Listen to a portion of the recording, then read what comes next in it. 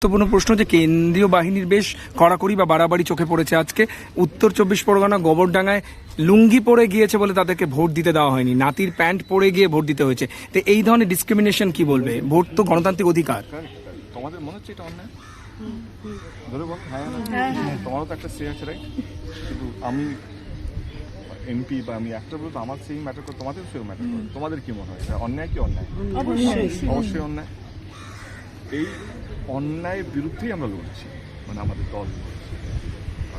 যেটা ভুল সেটা ভুল, বাট যেটা ঠিক সেটাকে ভুল প্রমাণিত করা হচ্ছে সেটা ভুল, এবং আমি এটাকে প্রতিবাদ করছি। আমার মনে হয় এই যে ধর্ম, যেটা আমি সবসময় বলি, মানে আমার মঞ্চ থেকে আমি বলি যে ধর্মকে মাথায় রেখে যদি আমরা সব কিছু, মানে নির্বাচন কমিশন যদি ধর্মটাকে মাথায় রেখে সিআরপিএফের মতন এমন একটা প্রতিষ্ঠান, মানে এমন একটা এজেন্সি, তারাও যদি কে কোনটা পড়ছে কাপড় দেখে তাকে ভোট দিতে দেবে না, এটা তো অন্যায়। আর এবং আমাদের দেশের ভাবমূর্তি নষ্ট হচ্ছে।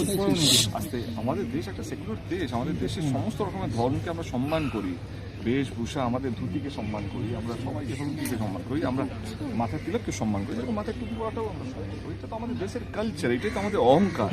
সেই অহংকার ভেঙে যাচ্ছে কোথাও মনে হয় যে একটা অন্য একটা ভাবমূর্তি যাদের কাছে আমরা এক্সপেক্ট করি না। একটা ঠিক আছে, পলিটিক্যাল লিডাররা বলছে ভগবান ঠাকুরের নাম নিচ্ছে, এ করছে ও করছে, ঠিক আছে, কিন্তু এরকম একটা প্রতিষ্ঠান, এরকম একটা সিআরপিএফের মতন বা এজেন্সিসগুলো যার উপরে দেশ ভরসা করে, তখন প্রধানমন্ত্রী বা মুখ্যমন্ত্রী আসবে আর যাবে, যেটা থেকে যাবে এরাই থেকে যাবে। ইসি বলো বা সিআরপিএফ বলো বা ইডি সিবিআই, এরাই তো থাকবে। নেতারা আসবে যাবে, মুখ্যমন্ত্রী আসবে যাবে, প্রধানমন্ত্রী আসবে যাবে, কিন্তু দেশ তো চালায় এরাই, ডেমোক্রেটরাই তো দেশ চালায়। তারা যদি এটাকে ডিসক্রিমিনেশন করে নেয়, অ্যাকসেপ্ট করে, তাহলে আমাদের দেশটা সার্ভাইভ করতে পারবে না। খুব বেশি আমরা খুব তাড়াতাড়ি আমরা সাপোর্ট হয়ে যাবো। মানে এটা এইবারে ইলেকশন 2026 ইলেকশনে বাংলায় বিশেষ করে দেখা যাচ্ছে। আমার জানি না এটা তোমরা কীভাবে নেবে, আমার অনুরোধ, দেশ কিন্তু নেতারা চালায় না, দেশ চালায় কিন্তু ডেমোক্রেটসরা। তারা যদি দেশটাকে এইভাবে ধর্মকে নিয়ে ভাগ করে, তাহলে দেশের যেই নেতা আসুক না কেন, সে দিদি থেকে আসুক বা দাদা থেকে আসুক, বিজেপি থেকে আসুক বা তৃণমূল আসুক, দেশটা কিন্তু খুব একটা খারাপ দিকে যাচ্ছে। দেশকে এখন কিন্তু বাঁচিয়ে রেখেছে ডেমোক্রেটস অ্যান্ড এই এজেন্সিসগুলো, মানে বিউরোক্রেটসগুলো। তো ফোর্থ পিলার অফ স্ট্রেংথ, মানে পিলার অফ ডেমোক্রেসি যেটা আছে, সেটা কিন্তু মেইন পিলার।